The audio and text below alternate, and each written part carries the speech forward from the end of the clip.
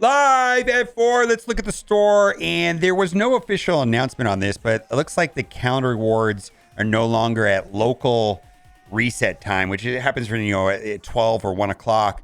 Now it's been changed to 4 o'clock Pacific time, and there was no official announcement on this. It's a little bit confusing, but yes, calendar rewards now, I guess, is going to be the same for everyone, which is at 4 o'clock Pacific time. Now, video came up for Tana for Nemesis, and what he's talking about here is on Nemesis special, if he kills the character, he doesn't get the healing. And this was a problem, I believe, with Omega Red and with Drax back in the day. So the kit is bugged. So if you're going to use Nemesis special and probably Nemesis basic as well, make sure you're not targeting a character that you're going to kill. Target somebody that's at higher health pools so that that doesn't happen. I'm sure it'll get fixed soon enough.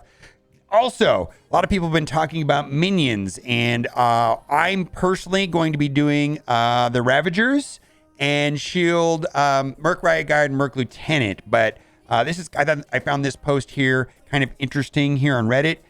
Quick minion stats health analysis. So I don't know how they came to this conclusion, but Hand Blade Master. Now, I also recommended maybe Hand Blade Master and Hand Archer because they had stat reworks like 2 patches ago. But as far as raw stats, looks like Hand Blade Master, Ravager Bruiser, which I like. We got Aim Security, woof, Ravager Stitcher, which I ended up taking Ravager Stitcher into DD5, and I have him at Gear Tier 16, so I'm going to be using him one way or another.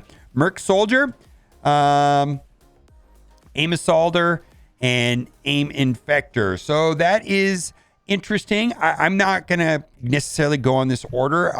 Like I said, my overall suggestion is to wait and find out when somebody else does it. I know like Dorky Dad upgraded his shield. We're going to see how it goes. Hopefully I can get through it no fine with the characters that I have and we can make it. Now, Tana also did a poll on his Discord server. It said where people asked, what should Tana build? And if you look at the results here, most people were telling Tana to do Ravagers and the 2 Mercs. So that seems to be an overall suggestion that a lot of people are coming to the conclusion to. Also, this is a complaint that I've had and I brought up a couple times. Starting, ending timers for events. Oh my God, there's so many different times in this game. Anyone can get frustrated with the lack of consistency of for the events. They shifted the time for Crucible ends, when Blitzes end, when the campaign energy and Golden Opportunity dailies end, when the time when the Strike Pass and Mojo Mayhem ends, also when the monthly events like Chaos Theory and Quarter Blitzes start and finish. It's like I create Google account entries to track everything, or I'm the only one. Yeah, there's like account reset, server reset, event reset, war start time, Crucible start time. These are all different times. Super annoying. Unfortunately, I don't have a way of easily explaining what all of them are, but it's pretty ridiculous. Okay. Also, why is a draw in Alliance War treated as a loss? This is a reasonable question. I've been playing Marvel Strike for more than 4 years. We experienced a draw in Alliance War for the first time. It occurred to me that tie was possible.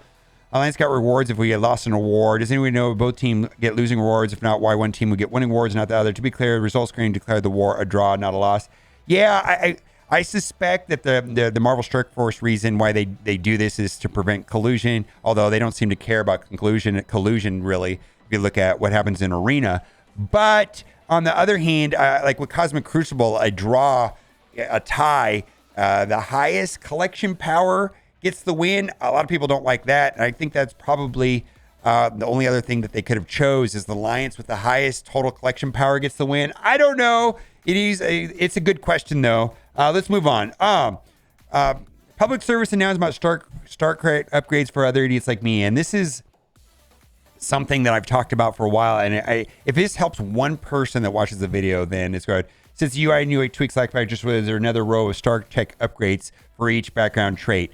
Level 75 I'm missing out on the 15% resistant focus the whole time. Don't be like me. So what this is that depending on the aspect ratio of your phone, some people may have not noticed that there's a slider all the way over the right. And when you hit the slider, it'll reveal the focus and the resistance below. So if you did not know that, put in the comment section. I feel like 90% of the players, 95% of the players already know about this. But if it helps one person to realize that there are 2 more underneath it, then there you go. All right, let's keep going. Please stop with coordinated assault milestones. Anyone that actually plays the game probably has 3 million ISO ions saved up. I also have about 200 of each kind fragment. It's because the event runs every freaking 2 weeks. And on the off week, you have different web milestone that uses ISO 8 energy. Plus, everyone quitting and getting burnt out makes it more difficult with alliances and the milestones you need move the goalpost. Yeah, they made it a lot harder for sure. Originally, the event had like 100,000 points, and now it's at 141,000 points. To top it off, the items in the ISO 8 campaign are trash. Blue and purple gear, you need level 75, which requires orange gear in order to move on to the next ISO level. So I feel like this is a common complaint. I've been seeing this a lot.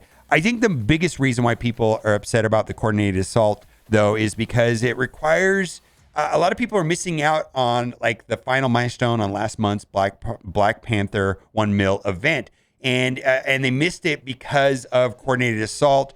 Having to depend on 23 other people in your alliance to participate in the event can be frustrating. It seems like Scopely does not like casual alliances and does not like you playing with your friends, and they want you to play in sweaty alliances where everybody plays the same, and so on and so on. This has been the way for a while, and I feel like this is an unnecessary frustration, especially when it comes to the month-long events. Best Blitz event so far, and I've been hearing this a lot, and I think this is I don't think blitzing overall, like people are saying, oh great, it's blitzing, but as far as blitzing events go, I feel like this one is set up better than most for sure.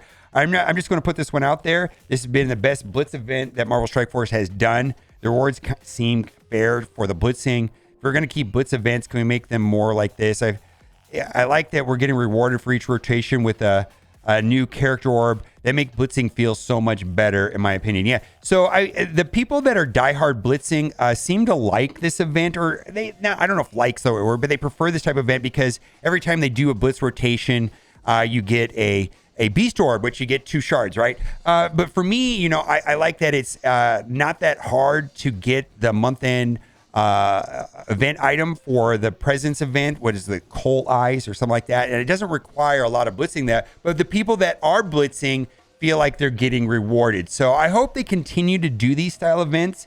I almost feel that whenever we like something, they run the opposite way, and then they say, no, you can't like playing this game. And they seem to ruin the things that we like. So a lot of people are liking this blitz event. Also, Red Hulk broken in war defense in this patch. If attacked by AoE ski, Red Hulk will gain 3 charges instead of 1. For me, this is a good thing because I'm trying to 2-tap it. Typically, I'll take a team in like Black Order, and the whole purpose of taking Black Order in there is just to get Red Hulk to do his ultimate, because Red Hulk's ultimate can only happen once per war, and then I try to get, so this makes... I think that this change that they made makes it harder to 1-tap Red Hulk in the Gamma teams, but it makes it easier to 2-tap. So anyways, it's just the way it is. Also, I wanted to point out in the store, there's a bunch of good stuff in the store. We've got Nemesis shards with some snowball, whatever they're called, snowball orbs, which is the vent milestones. Now, I don't know how important 16,000 is, but I'll take them. Because the total event requires 750,000, so we'll have to see if that's a meaningful amount or not. And then we've got the normal, and then also the Mr. Negative. Now, after you collect this, a secondary offer comes up for $5. And I did not buy this myself, but a lot of people did. Has a Nemesis orb, which I was worth about $3, and then there's 15,000 snowball orb fragments, which is towards the month-long event. And again, I don't know how much that is going to be worth, or if that's going to be enough to get to the next milestone. A lot of people said, hey, last month I missed the Black Panther 1 million event just by 5,000 or something like that, and they bought this so they don't have to worry about not missing any of the snowballs. But we don't really know how the event's going to play out because we don't have all the ways of getting the points. And typically these month-long events, we don't know how the total points are going to be acquired until like the last week. It's just unknown at this time.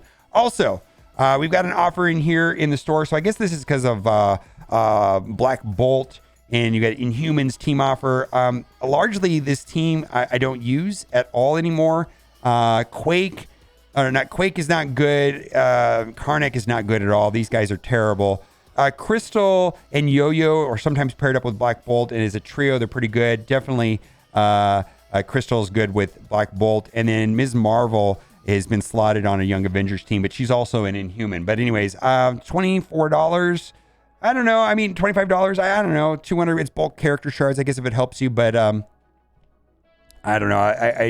The other thing that this, I believe this is what you need to, Black Bolt is what you need to, plus the Inhumans to unlock Ebony Maw.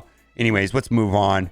Web Warrior Shard offer. So there's a new team called Rebirth, which is replacing Web Warriors for the Bio Raid team, supposedly. So